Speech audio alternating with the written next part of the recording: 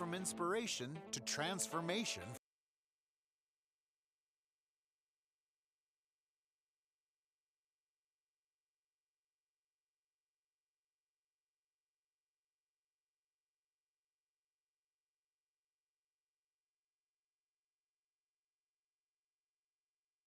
Oh, when will these villains end? Magic mirror on the wall, again and again. Maleficent, Captain Hook, and Cruella air their dissatisfaction.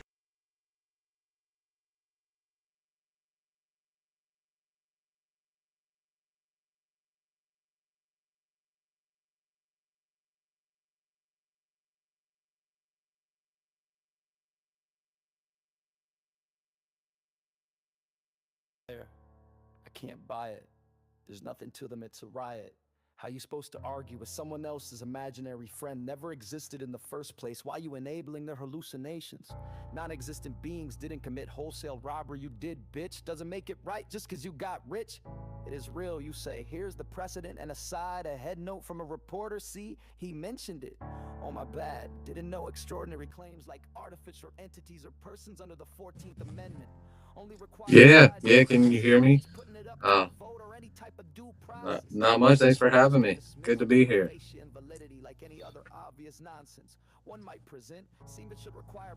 Phew. Uh, Probably about 3 years now, 2 or 3 years, maybe. So yeah, not too long. I've always written about it, but not so directly. It was more metaphorically before, and like poetry and things like that.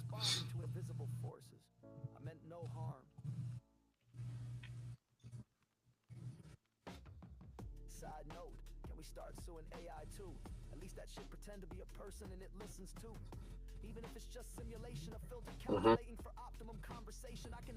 Yep. Yep. Oh yeah, absolutely.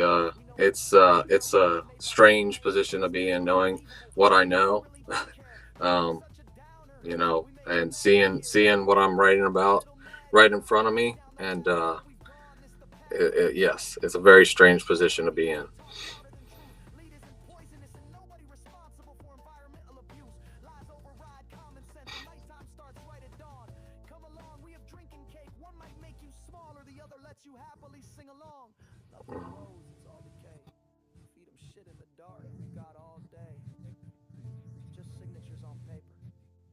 Absolutely, yeah. I mean, that's the thing that I've realized is I personally don't think anybody's happy on any side of this equation. It's just not sustainable. It doesn't meet what we actually need as humans. Hey, I'm gonna cut you off because they couldn't hear me. Okay, They could hear me when I was by myself, but when I switched over, they couldn't hear me. got it. Basically, what I said, guys, I said, welcome to the vertical war, Anthony. You've only been here 3 years working retail for the people selling watches, well, and writing about it, the vertical war. Well, I've been doing it for 10, 12 years, not writing about it, but preaching it to every single freaking customer, I'll tell you, because 12 years, I think I've gotten $4.50 raise.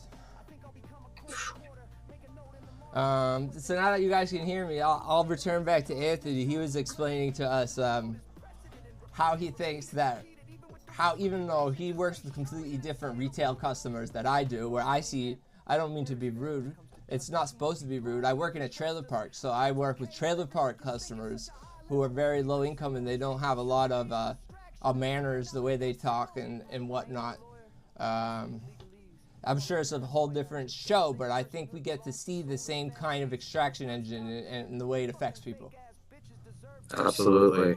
And like I've worked construction before, as a laborer and stuff. So I also worked with a lot of people like what you're describing.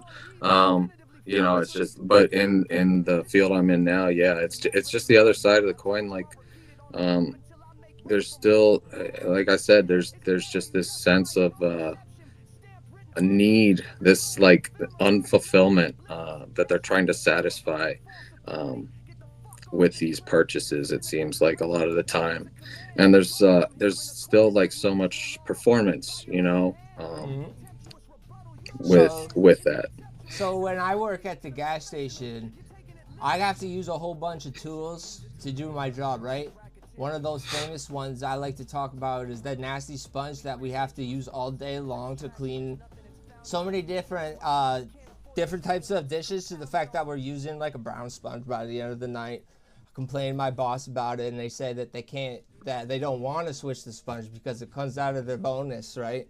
So there's a lot of tools like that. I could tell you, let's just say there's a broom, when instead of fixing the handle, it's just covered in duct tape, right?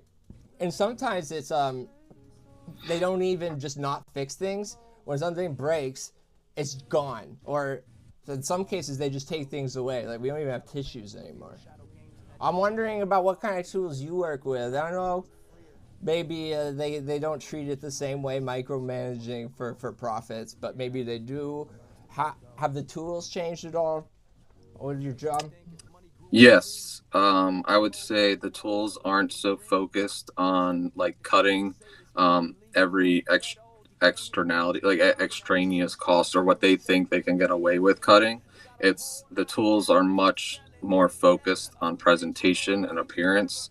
In terms of everything is very coordinated and intentional, and how everything is presented, and the entire technique for like presenting the merchandise. It's very like there's strict rules, and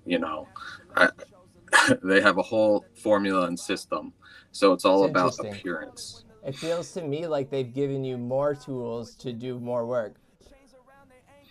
Yeah. I mean, it's That's another way of pushing a retail employee. I feel like for us, where I work, where we're kind of treated, unfortunately, like the bottom of the barrel. We're not even getting new tools as they're giving us new things to do. And we're expected to do it because it makes our bosses richer.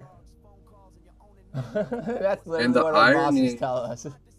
The irony, or what's crazy to me, is like arguably, people need gas far more than they need luxury products, right? Like it's a far more essential role. So, but I feel like that's society. Like it's inversed. Like the more essential your task is, the more it serves the infrastructure and all the people, the less you are valued or paid. And the more that you are able to abstract and you just kind of skim off the top, extract whatever, the more you're paid and respected, Yeah, Diego just said in chat, where'd it go? Why can't I see it anymore? What was it? There it is. Every tool in service of increasing sales or efficiency in terms of sales. I'm here to argue that they gave up with that at the dollar stores. That is not the way it works anymore. They convince you to be loyal to the store to get sales now. They convince you that if you want the best deal, you have to sign up for an app and show up to this store every day, accumulate points, and buy the sales that they offer you. That's how the stores that I work at are. They don't give us no new tools. They take them all away, and they say, keep it just as clean. And that's how they make more money, is by taking things away from us and not giving the customers anything extra either. Yeah, I mean, I think that's true in a lot of domains, and I think ultimately it's all. I mean, it is all aimed at maximizing profit. However, that's going to be, if that's going to be trying to reduce spending in whatever way they can get away with, or if it's going to be making people more like compelled to purchase your product, and that's where I think a lot of times brands end up replacing where community used to be and where identity used to be.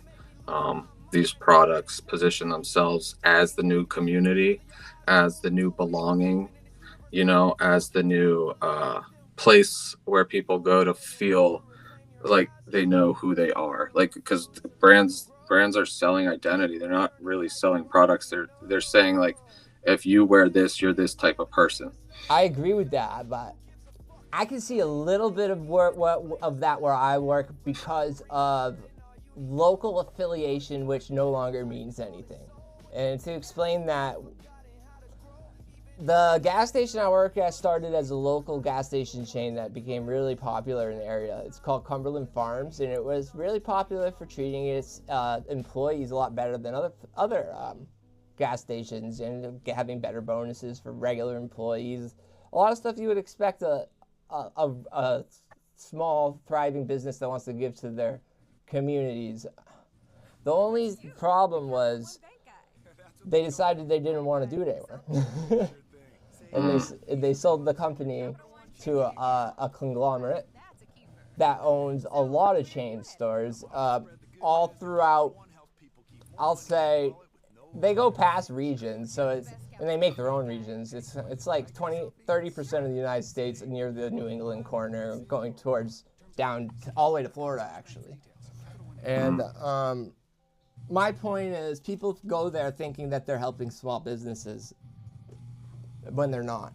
And that's the only brand loyalty that these companies have. They didn't even earn it anymore because the people running the store aren't the ones who earned that title. Now that's completely different, I bet, than luxury sales. Yeah, I think so. I mean, there's a lot invested in advertising when it comes to luxury sales. So there's a lot of work done ahead of time. But then like, I mean, that's the thing I most struggle with it is that I really do feel like it shows how loneliness and isolation have been like manufactured and taken advantage of by the entire consumer culture, because it's like establishing these pseudo relationships over products. Like people used to have relationships over shared interests, hobbies, same community, stuff like that. And but it's, at least in this area, I don't even know where people go to hang out, just to hang out. So like a lot of people end up the culture like hanging out in terms of what it means to socialize, I think. And then whether that's okay or not is a different argument than what are these people with all the resources doing to take advantage of this new culture. Yeah. But well, they're just go ahead. Yeah. Something to say? I mean, manufactured scarcity is one of the biggest ones, right? Like they know that makes people want things, and they know it'll make them really wait and crave and want more, and they like definitely have mastered that, I think. Samus, you make a good point. You say you want to break away from the whole consumerism thing, even if this needs the help of AI to prevent the overall consumer effect. You're talking about a utopia that actually is like an alternative timeline.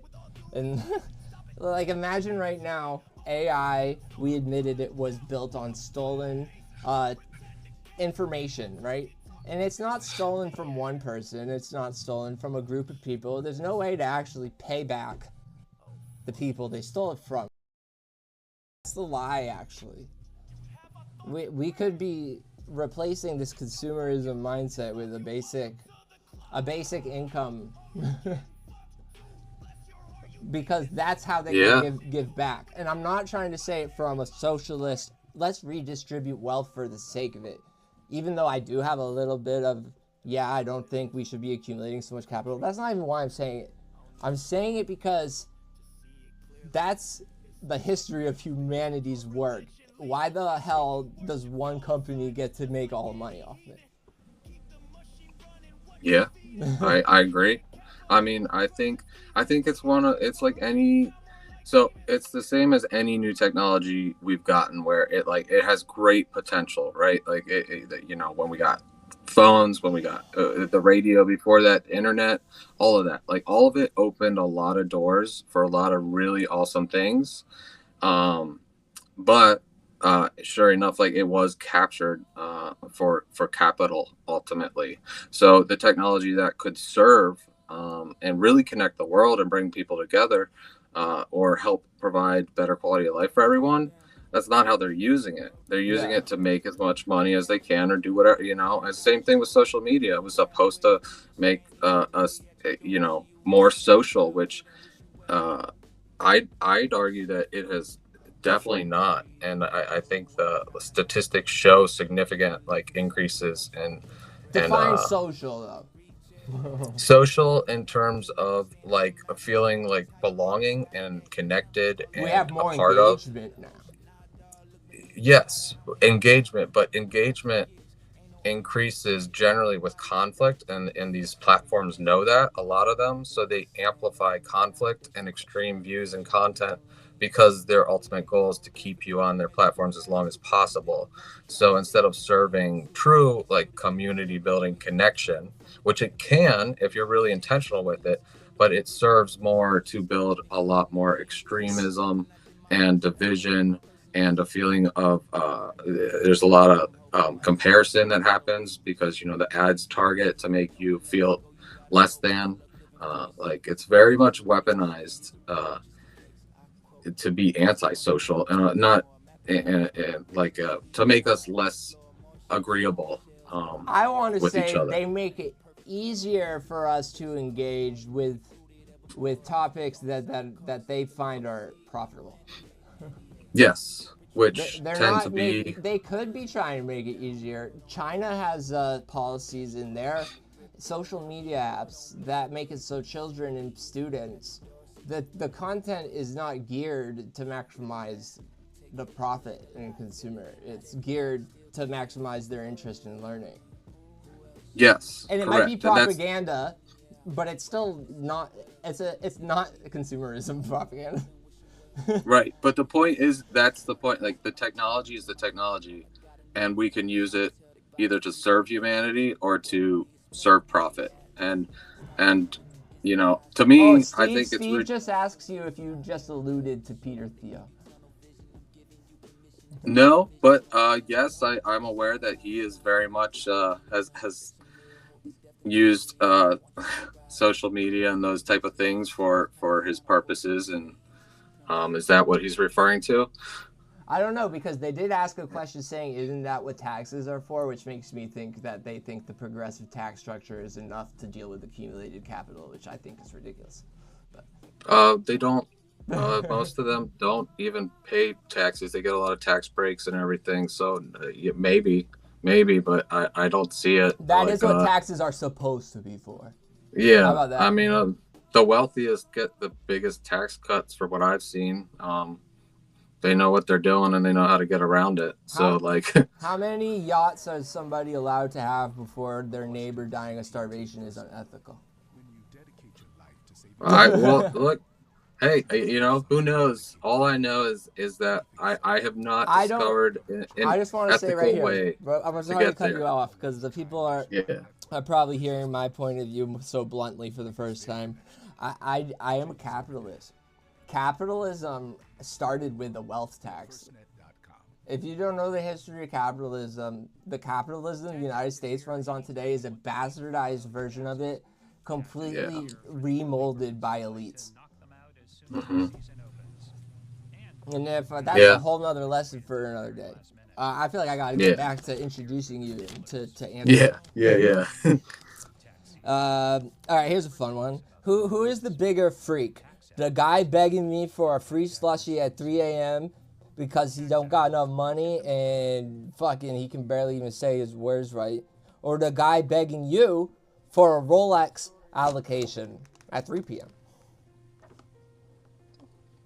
I mean, I would say the one begging for the Rolex, because the other guy, it sounds like he's trying to meet an immediate physical need. Like he's thirsty, right? Yeah. Like that's his body. His body is like, I'm thirsty. I need to drink. Like, so that's survival based.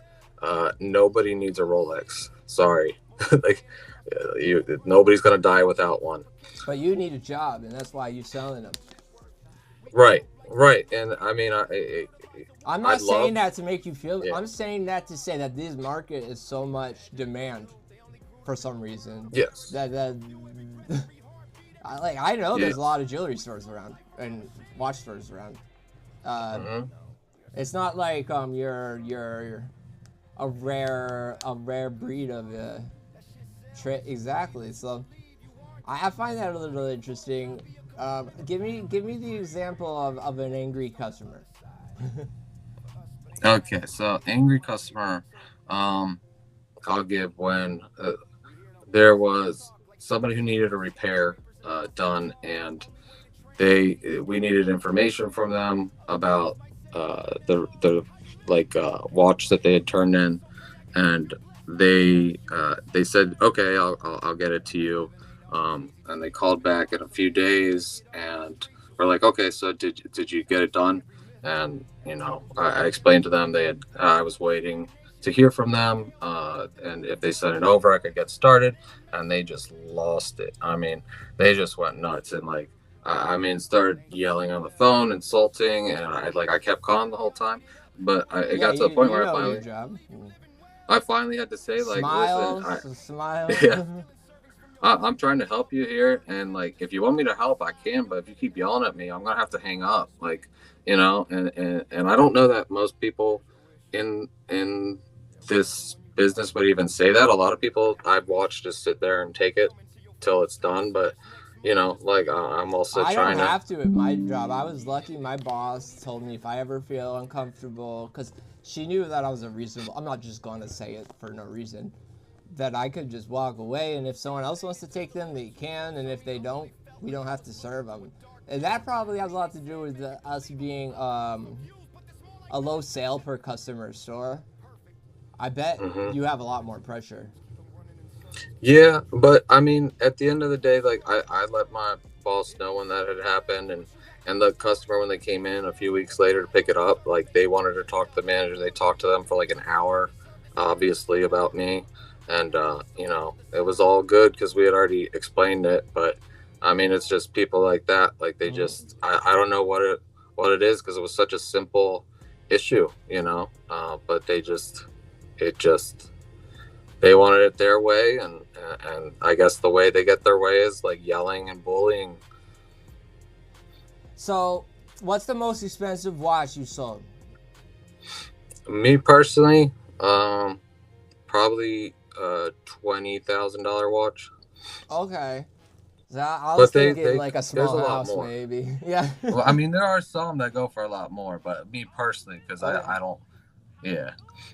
Yeah, I was just wondering, but you haven't handled the sale of them. I was wondering if they have like some super powers to like slow down time or some shit. No, none of them No. do. I mean, they're beautiful pieces. They're really nice. Some of them they're very skillfully made, but no, I don't necessarily know that any of them are justify the price, especially when you start getting the like $1 million watches. Now. When the economy crashes tomorrow, you're gonna open up that case for me. I'll do a switch. I can give you mad free slushies. Yeah, there we go. Dude, I don't even work there no more. They'll let me get it.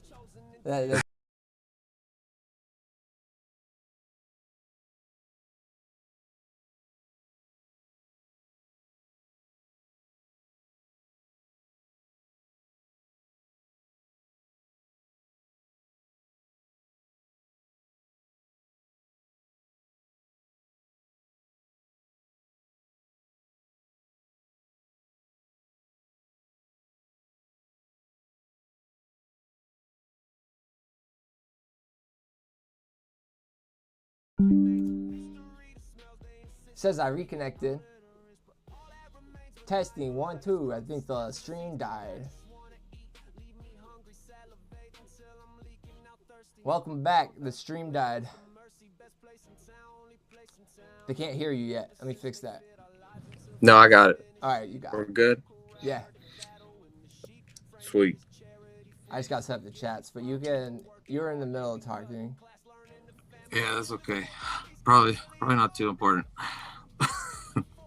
Well, we were talking about the fact that if the economy crashes tomorrow, you better crack that shit open for me. Oh yeah, yeah. I ain't even joking. I know.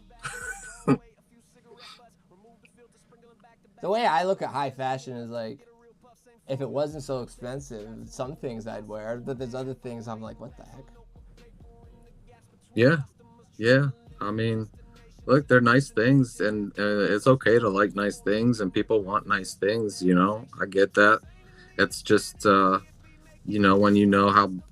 To me, it's not about that. It's just that we misvalue things in society. So I think that's the issue, is like we've assigned value to the wrong things,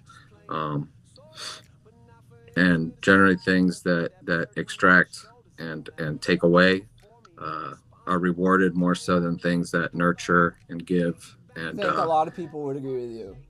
Yeah. On both sides of the aisle, and they wouldn't even think you're talking about money. Right, and that's the point. But money's supposed to be value. But to me, it's so divorced from value. It's like, what is it even? I don't even know what it means. I treat it like oxygen, but it's the oxygen that you fucking hate breathing. It's the oxygen that like reduces how much it is every year because of inflation. So like you're breathing less and less oxygen every year. I don't hoard oxygen. You know what I mean? Like, yeah. Because if I have tons of it, I'm taking some other people might need to breathe.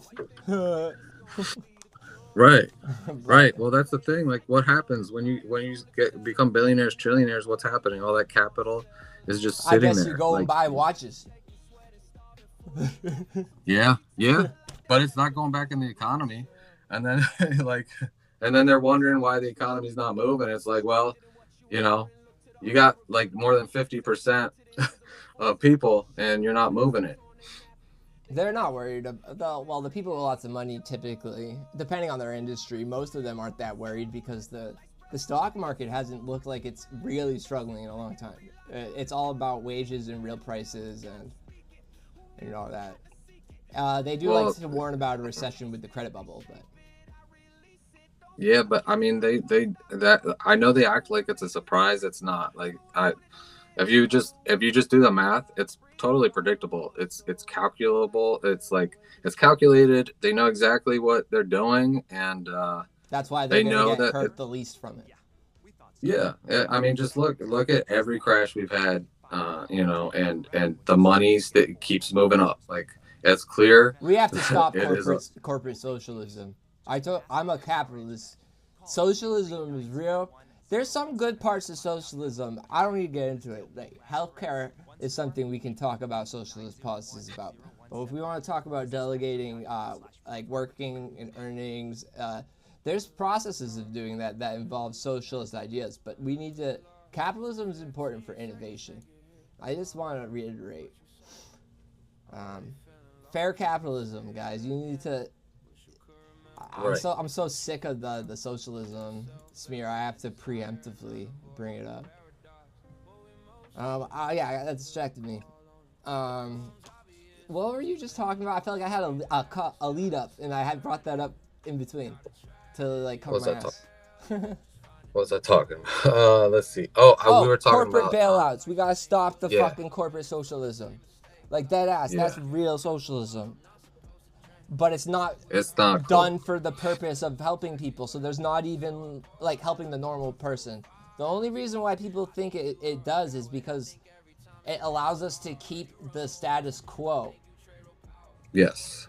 We don't have to do any major changes, which to a lot of people sounds great because a lot of big changes, it sounds stressful. They don't know what that means for their wallet. Right. And I can understand that. That's what I deal with talking to my dad all the time.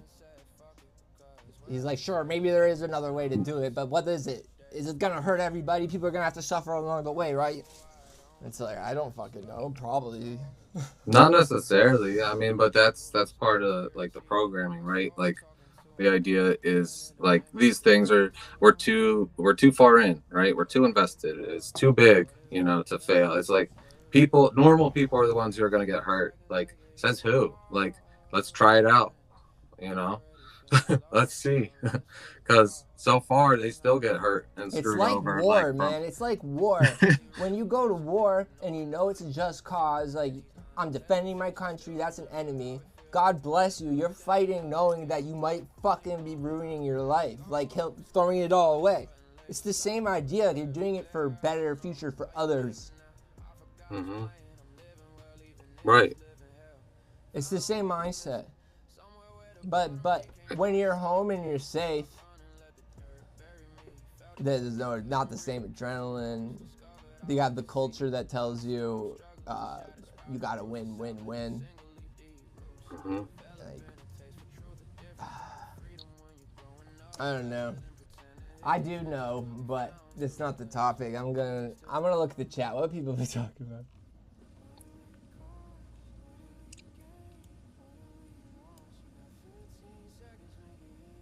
Money's just a means to an end. Everyone's just vibing 100% with Fire Tone. People are already suffering. Yeah. Mm-hmm.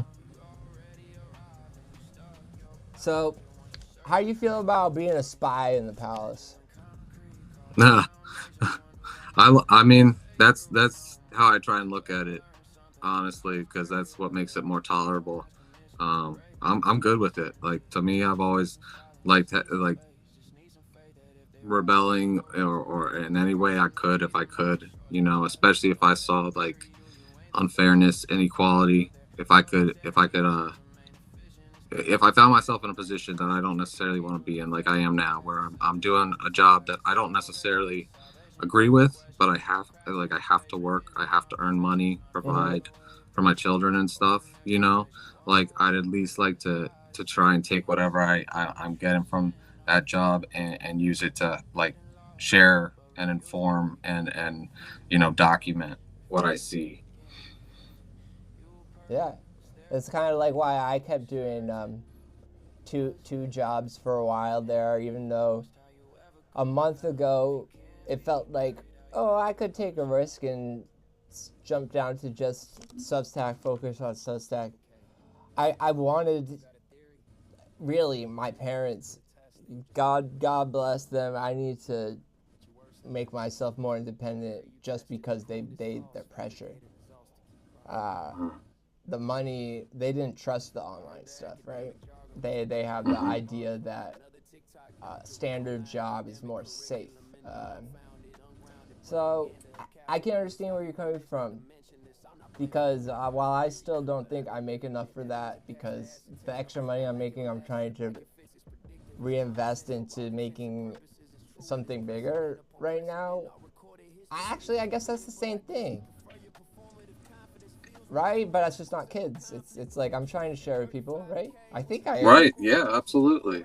Like, it's still getting back to something beyond yourself, right? Like, Yeah, I think I said that to you guys in our private chat. I was like, this Common Sense Rebel is my baby. It's like, because I was saying how I'm not a dad. I know you're a dad. Sometimes I don't want to be an adult, but especially now with all these people looking up to me. Well, I don't know how to say look up to me, but it's more like they see what I'm doing, they like it, they want me to keep doing it, they're giving me money to keep doing it. I got responsibilities, right? And it's like, I actually care about it. I don't want to disappoint these people. So it feels like it's like I don't want to ruin the expectations and the trust I've gained. It's probably the same when you have a kid. It's like, I don't want to ruin this. I want to make sure that this stays with me and it grows with me. Absolutely. I mean, anything we truly value and care for, we invest in, you know, like we give our time, our energy, our effort, our best, you know, we don't take it for granted. It's something, and we know, like, and that's the thing that I think confuses me is like, if we want certain things to change or get better, or if we want to improve like aspects of our life or society and stuff, like we have to take action. Like we have to take put energy into it. We have to actively support it. Like, things don't just grow just cause, really, you know. I mean, especially not when all the incentives in our current life are set up for things to work a certain way. Yeah. So you're supposed to build something else, but all the incentives are telling you not to. Well, yeah. I mean, You have to imagine a reward. There's nothing in society other than fringe groups on the internet like us telling you that there's an alternative while admitting that we don't even know what it is, but the whole point is we're fucking sick of this shit. Yeah. Yeah, and I mean, that's like my main like premise. The thing that I've like sort of built my understanding on is the society we're living in. Like, it's engineered. Everything is engineered. Like, our entire environment, our food, our media. I like to think of it like that convergent complexity more than right. Engineered by someone who's so smart they knew it was gonna end up like this. You know what I mean? Like, well, yeah, I'm not implying like I know. engineered. I just want to clarify like, to those listening. Yeah. Oh, okay, got it. Yeah, I'm just saying, like, everything has been designed with a specific purpose, and that purpose has not been aimed at maximizing human flourishing or meeting human needs, and a lot of it has been aimed at making us dependent and relying on systems so we can be controlled and contained and nudged. And I would argue there are points in history it's kind of like a cycle where they do a better job of pretending that they're caring.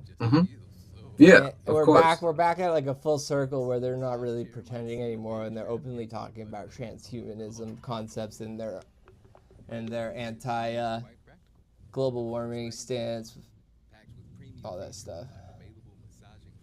Well, yeah, I mean, they got to present it as care. Like, we're doing this to help you. We're doing this to make your life easier. And then they get you dependent on whatever it is, right? How, like, most people wouldn't know what to do. You shouldn't be dependent. And that's like, right. They flip it again. And they're like doing the opposite script. And that's where the left and right come from. Well, yeah. Well, binary is it's maximum compression. So if you want to manage a large system, you need the simplest units possible.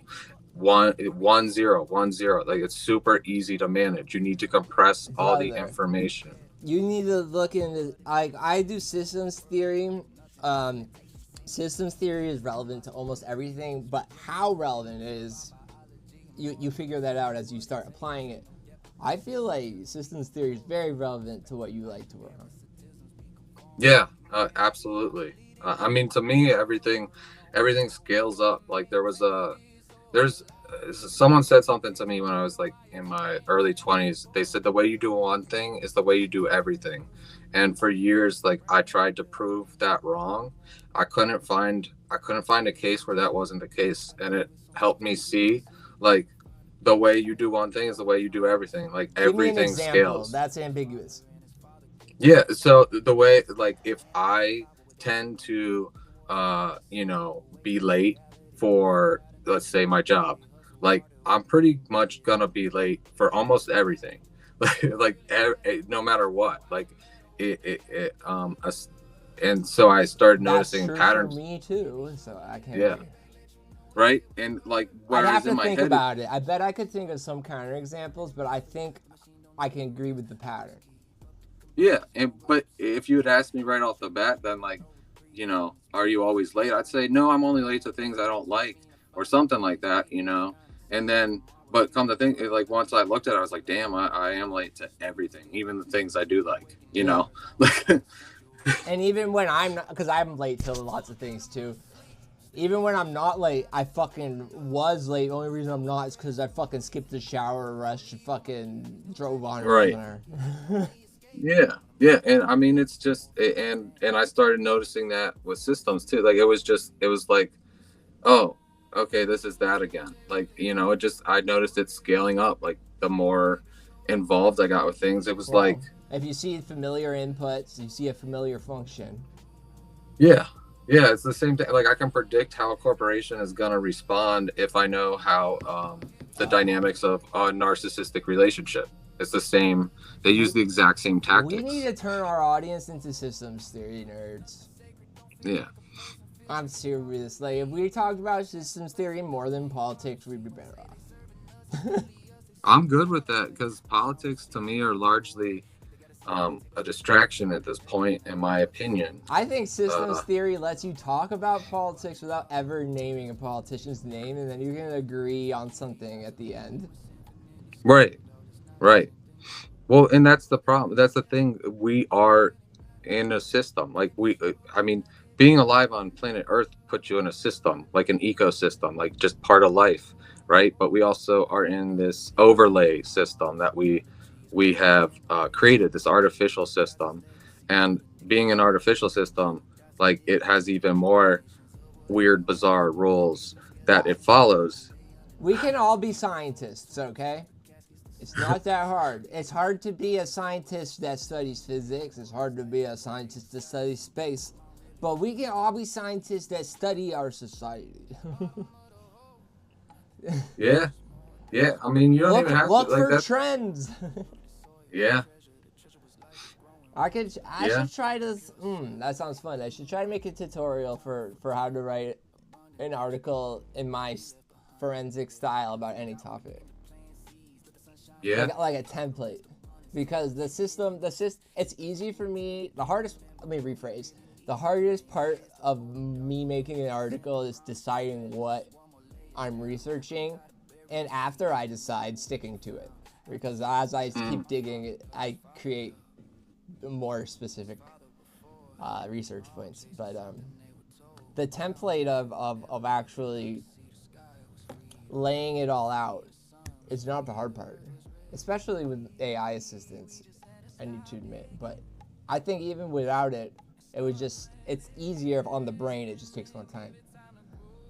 If you have like a system's idea for how extraction works. So like, for example, if you're looking for a specific type of system, it's very easy. It's like, oh, is this an extractive model?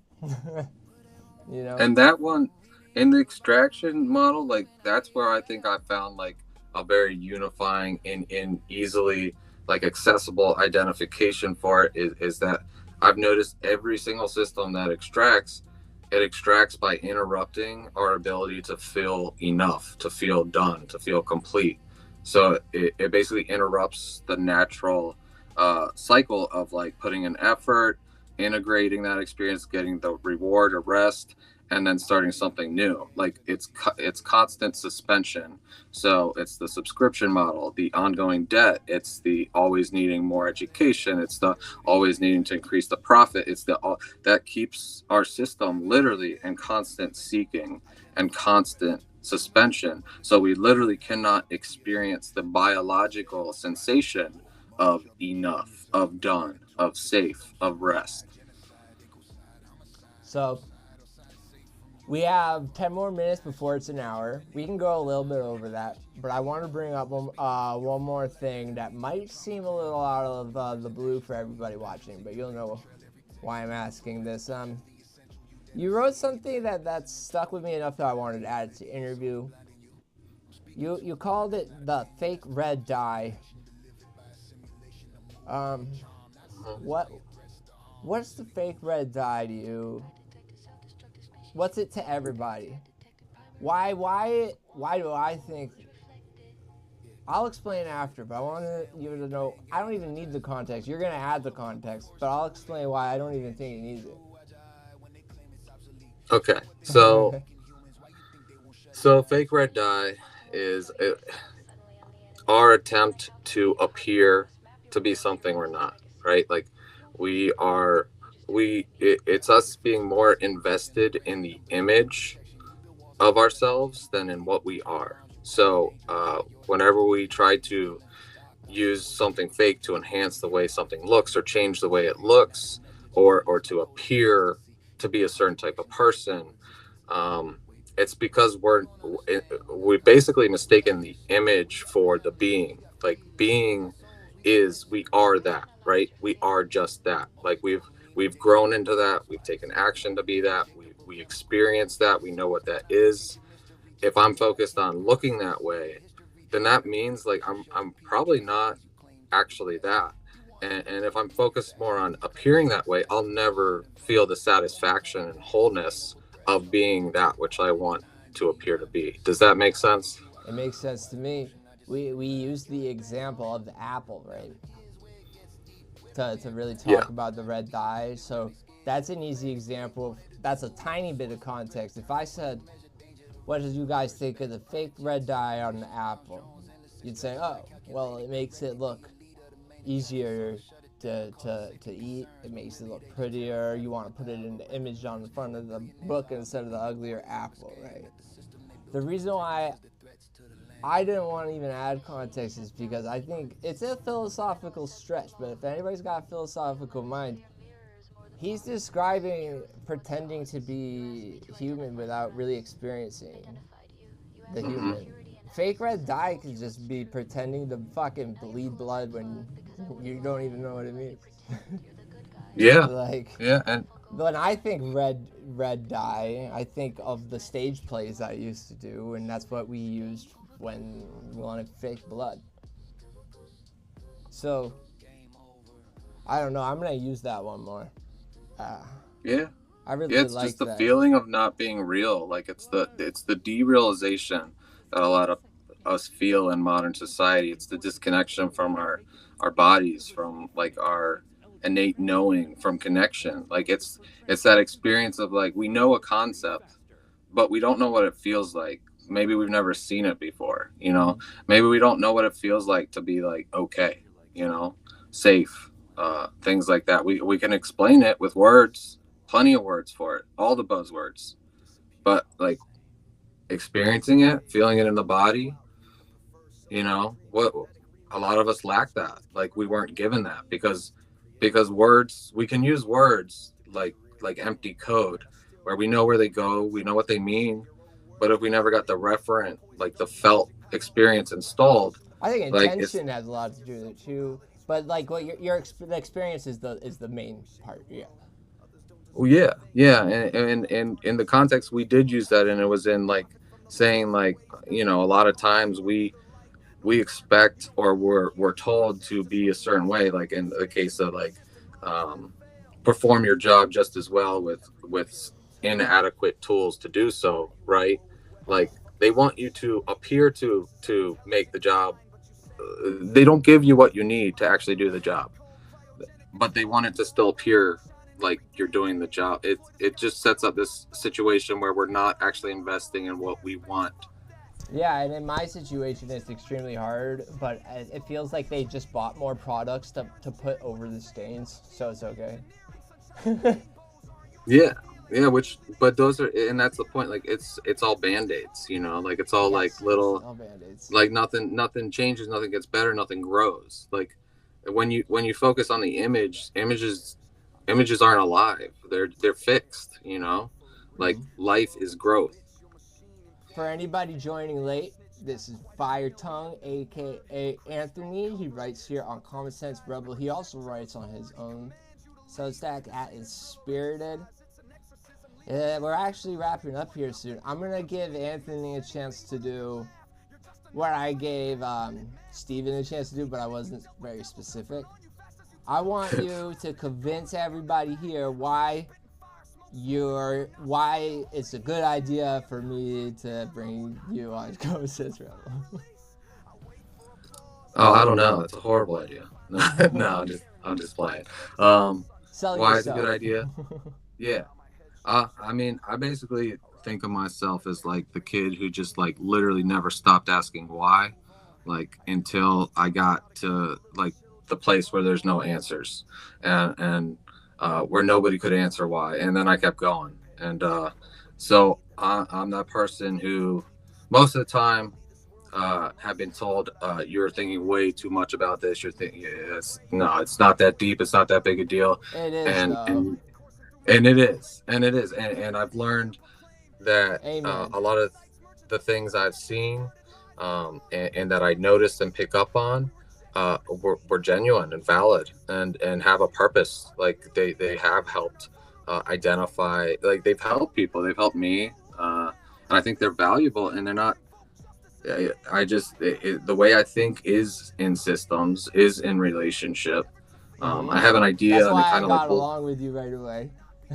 yeah, it like blossoms out into like 50 different domains, like, you know, and so I just see how different pieces fit together, and I think sometimes I struggle with it, but I do think I'm really committed to making it accessible. And one of the biggest ways I do that is anything I share, I try to bring back to the body. And almost all my pieces that I write, I bring back like questions asking you to sit with like how you feel in your body, and give words for feeling in the body. You don't and give remind people the answers to the questions. You tell them the right questions they need to ask themselves. Yes. Yes, but and also it sounds like some kooky spiritual shit, but it's fucking not. I don't know how to talk about it too much because I like storytelling, so I'll start talking about it from a storytelling perspective, which will also turn people off. I need to figure out how to explain that imagination is more than just something people try to tell kids to have.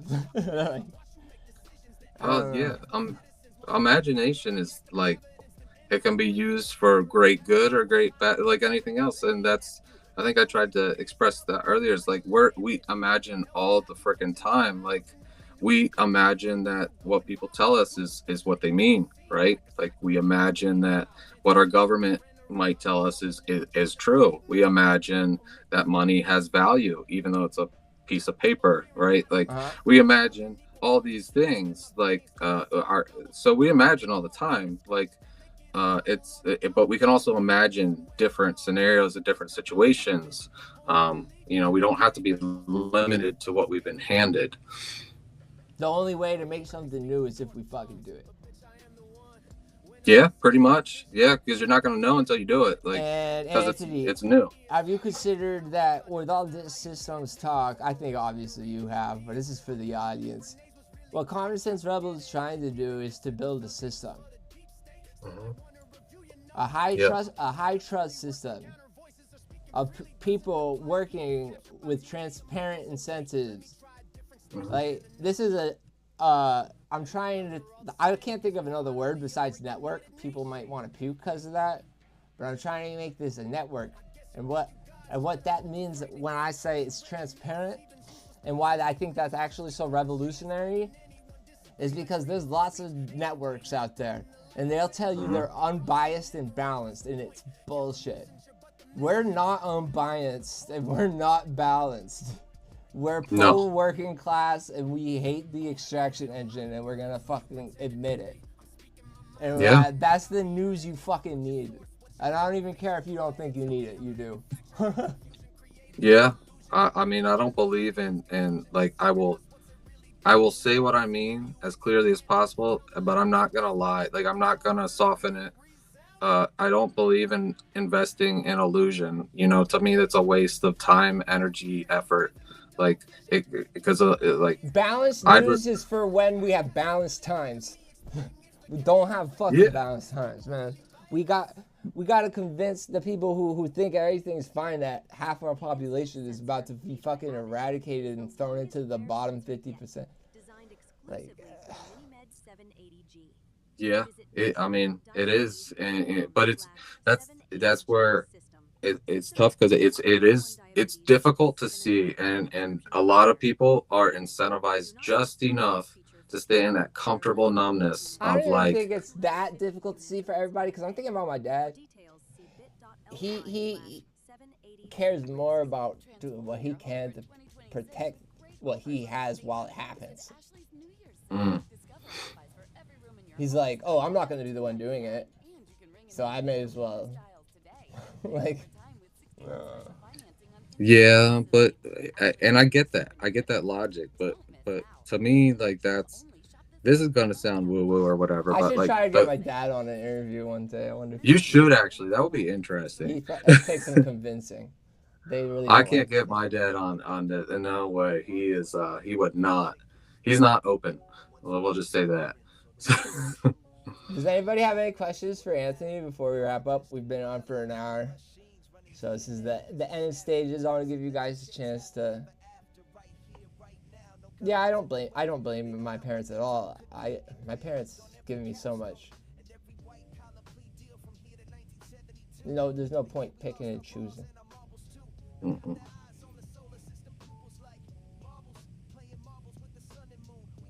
It's just we can learn a lot by talking about the struggles with people who are close to us.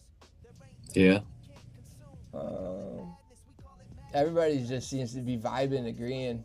No one's got any questions. Right on. Hey, it's pretty active chat. Like Cool. 4 or 5 different people talking pretty often, and obviously there's more than that who chatted. Just thanks, Diego. Thanks, Bacon Commander. Mhm. You got any last words you want to say before I wrap it up? Yeah. Let me. Let's see. Like. Uh. So. Just a reminder that the system that we're in and the things we're facing, like opposition feeds them. Uh, any emotional reaction feeds them, right? So the best thing we can do is gain clarity, because clarity they can't work with. If we see through them, if we see what's actually happening, if we see through the double speak, the propaganda, all of that, they can't do any, like, then we reclaim our agency and ability to actually choose. That doesn't mean we can immediately change things, but it means we're not So, feeding them. how about we give to the audience? Let's not focus on what our neighbors stand for.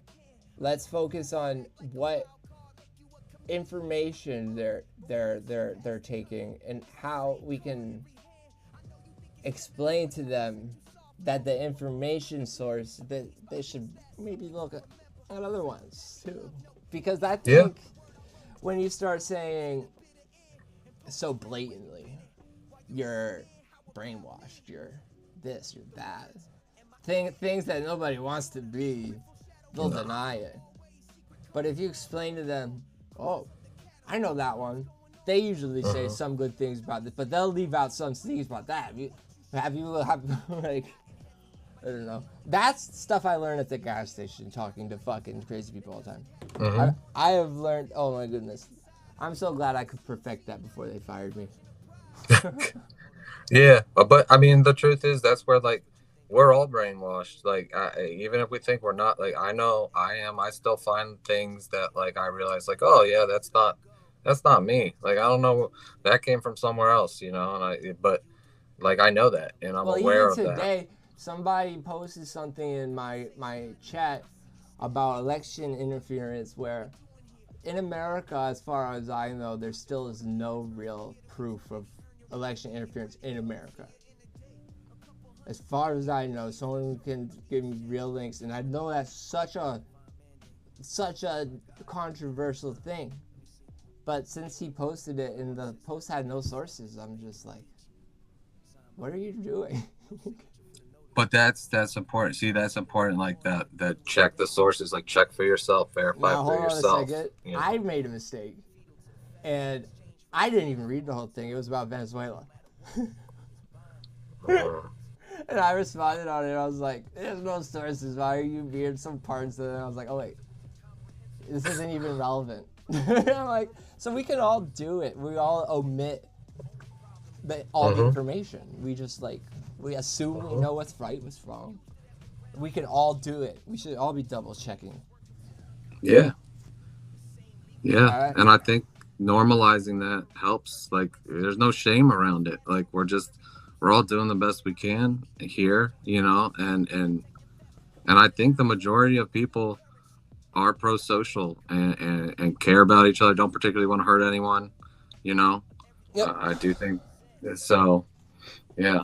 I'm going to do the wrap up. I'm going to answer Sure. Bacon Commander. I'm going to say, you came late. Who's the guest? This is Anthony. He writes for Common Sense Rebel under Fire Tongue. His username is Inspirited. He does a lot of work on evolution of language and how language affects us in communication, because language and communication are related, but they are different. Sorry, I'm being a little nerdy. But yeah, that's who Anthony is. He's a watch salesman, so we both work in retail. We talked about the different experiences. I am gonna post this as a VOD, and I think the audio is good, so it should be a good VOD. You can watch the VOD.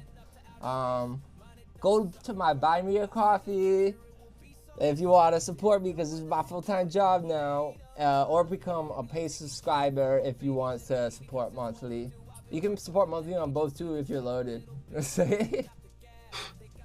But I don't need it, so absolutely do not feel obligated to give if you don't want to. All of my what I consider forensic articles, stuff that's important, will always be available for free when they're finished. Sometimes I'll put rough drafts online for paid Buy Me a Coffee subscribers, so if you like being on top of things early, you can do that, but it is not necessary. Everything I post on there will end up for free on here.